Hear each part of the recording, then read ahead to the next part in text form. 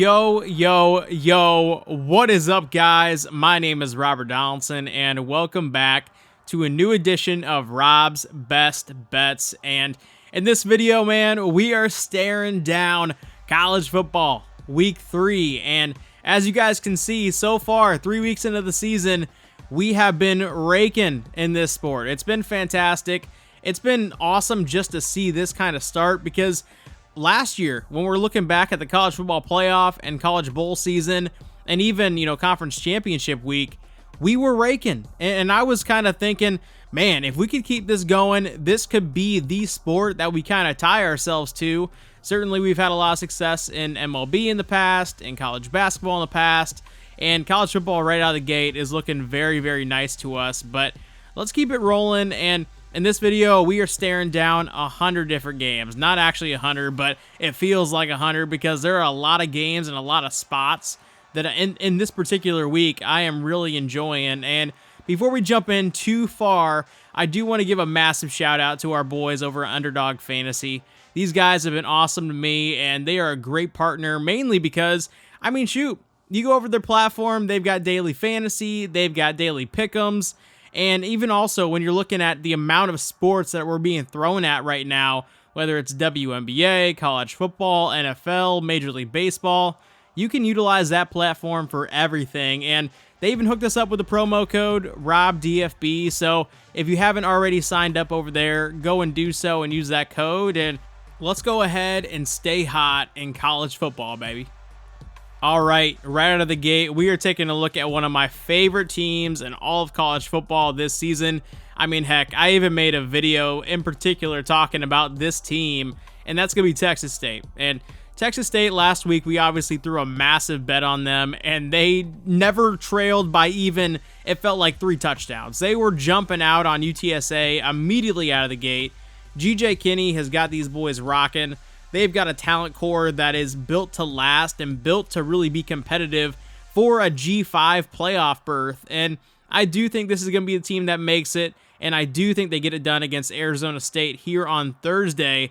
So let's go ahead and let's take the +2.5 with Texas State here. And on top of that, let's sprinkle the first half money line here as well. All right, next up, we are taking a look at a team that we had some success with in week 1 of the college football season, and that is North Texas and Eric Morris. And I'm a believer in this team being able to turn a corner. And yes, again, I don't want to get in the weeds of this. Is it really a rebuild? Is it not? I don't think it is necessarily, but I still think, based on what the performance was last season, they do need to get better and improve this roster. And I think it is an improved roster this season under Chandler Morris, who's playing quarterback for them. And when you are looking at this matchup against Texas Tech, I don't think that there's going to be any issues for North Texas being able to move the football. Texas Tech defensively looks awful. This team does not look like the team that was billed as a sleeper in the Big 12. And I'd be surprised if they reach bowl eligibility at this point based on how they performed last week against Wazoo. So let's go ahead and take those 10 points. I'm going to shave it up a half point. I bought it over at DraftKings and got a little bit of juice, but I still like it. And we're also going to take a stab here at a first half money line angle. Really do think North Texas keeps this thing close. All right, next up, we are taking a look at an SEC matchup between LSU and South Carolina. And this is in South Carolina, but at the same time, I do feel like South Carolina kind of played out of their skulls last week when they went into Kentucky and absolutely ran those boys out of their own home stadium. And when you look at LSU, I do feel like Garrett Nussmeier has the ability to show out in this game. I think Brian Kelly has been itching for this team to actually show their true potential. They kind of did show some flashes against USC in week 1, but this is their first real true test to really kind of explode onto the scene and prove that they belong near the college football playoff discussion. And I think they're going to be able to get it done. So let's go ahead and lay the 7 points here with LSU confidently. And yeah, let's hope for some barrage of points because that's how we're going to be covering this line. All right, next up, we are going to one of our darlings, and that's going to be Illinois, the Fighting Illini. And, in the Big Ten preview video, I highlighted this team as a team that in week 2 in particular could show out and beat Kansas and really put themselves on the map. Well, they absolutely did that and then some, because defensively, offensively, and from a big play standpoint, I thought that team really played well last week against Kansas. And in this matchup against Central Michigan, I think this is another team that they can really put a stamp on. And 19.5, 20 points, I think that's a fantastic number. So let's go ahead and jump on Illinois here and keep riding them until, the value starts to creep up to where it should be here. All right, next up, we are taking a look at a matchup between NC State and Louisiana Tech, and NC State got absolutely ran out of the stadium against Tennessee last Saturday, and it was never even remotely close. Offensively, defensively, they got dominated, but in this matchup against Louisiana Tech, this is a game where you've got to leave your stamp. You can dominate this team. This is a grab yourself by the cojones, build some confidence for ACC play, and really show out. If they can't do it here, I don't know where on their schedule they can. So let's go ahead and lay that 21.5 points with NC State through the full game. Let's also go ahead and lay the 12.5 points through the first half. And come on, NC State, let's put some points on the board.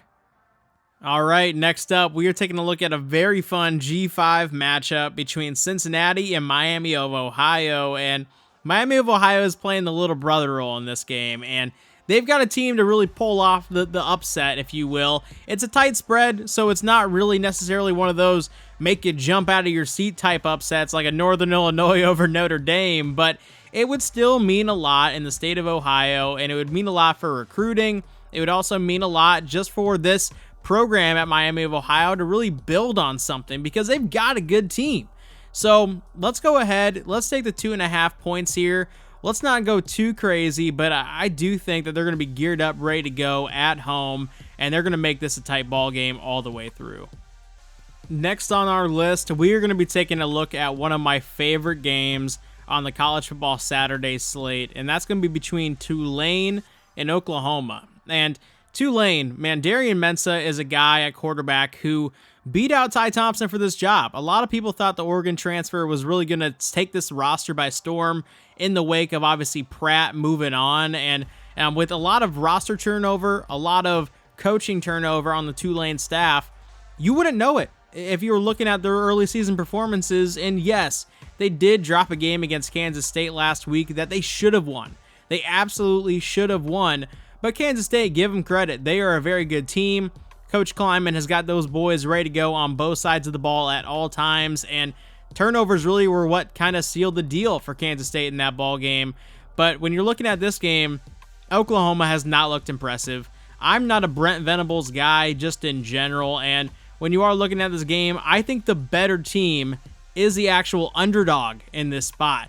Now, I do think Oklahoma's environment and their stadium is going to play a major factor, and for that reason, I am going to take the full game 14 points here with Tulane very confidently, and I'm going to lay off the full game money line, but I do think there's a ton of value in betting that first half money line, because I think Tulane's going to be there throughout, and whether or not they win it or not, I think it's going to come down to the final 5 or so minutes. So let's go ahead and bet this game and feel confident in doing so.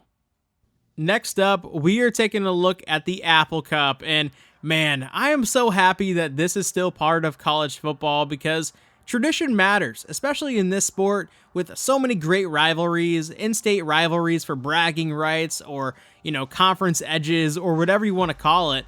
And in particular, I was wondering what was going to happen to this rivalry because of the disbandment of the Pac-12. This is a game that needs to now be scheduled at a conference, and I'm glad they did it this season, and I hope it continues on past this season, but that remains to be seen. We still got a ball game in front of us in this matchup here, and when you are looking at Wazoo, they looked fantastic last week, and this isn't the Mike Leach Wazoo bunches of old where they're throwing for 700 yards and 10 touchdown passes per game. This is a more meticulous, run-heavy, spread them out style of ball. And in this matchup, I do think that Wazoo has a slight edge from a big play perspective. Now, defensively, I think Washington has the edge there, but I think Wazoo will be able to get their licks in. And even when you look at last week how Washington started against Eastern Michigan, they got out of the gate slow. I think if you get out of the gate slow in this game, you're going to be in a tough spot early. And for that reason, I do like taking the plus 4.5 through the full game with Wazoo. I also like a first half money line spot with Wazoo here as well. I don't think they necessarily win the game, but they'll keep it close throughout, and for that reason, I like the Cougars.